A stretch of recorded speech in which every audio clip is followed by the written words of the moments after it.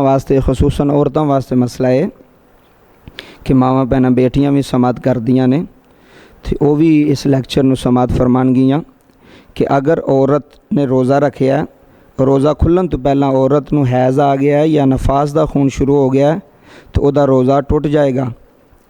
अगर औरत ने रोज़ा रखिया है तो रोज़ा खुलन तो पहला उसकी तबीयत ख़राब हो गई है, मैंसिस आ गए ने, हैज़ आ गया, निफास शुरू हो गया तो वह रोज़ा ख़त्म हो जाएगा, रोज़ा उस औरत का टुट जाएगा।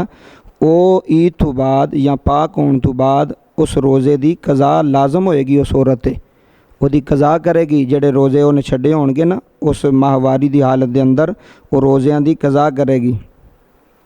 और उन्होंने औरतों वास्ते भी लाजमी है कि जिन्होंने माहवारी रोज़े नहीं रख रही वो छुप के खान, बल्कि लोगों के सामने इस तरह ना खान कि रोज़ेदार उन्होंने वेखन, बल्कि उन्होंने छुप के खाना बेहतर है हैज़ वाली औरतों वास्ते।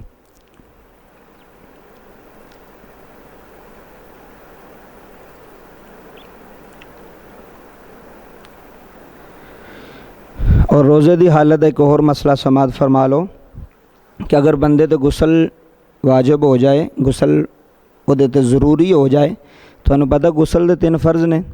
पहला फ़र्ज़ है गरारा करना, दूसरा फ़र्ज़ है नक च पानी पाना।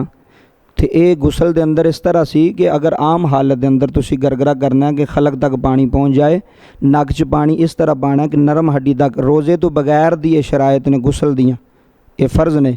लेकिन जो रोज़ा होना है, रोज़े में फिर इस तरह नहीं होना। ये जुमले समात फरमा लियो, रोज़े की हालत में ना तुसी गरगरा करना है तो ना तुसी नक च इन्ना पानी चढ़ाना है कि नक रस्ते पानी जो खलक में पहुँच जाए।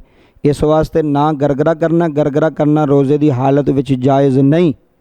जो तुसी गुसल करना है तो कुली करनी मामूली जी, गुसल तो पहला नक च भी मामूली जहा पानी पाना है कि पानी खलक रस्ते अंदर ना चला जाए। तो ना गरगरा करना है कि पानी गरगरा करद्या कुछ बंदे गरगरा करद्या पानी पी जाते हैं। इस वास्ते ये वज़ू और गुसल दे विच बिलखसूस इख्तियात रमज़ान मुबारक च करनी है रोज़ियां विच कि गुसल जो करना है उदों ना गरगरा करना है तो ना नक च ना पानी चढ़ाना है।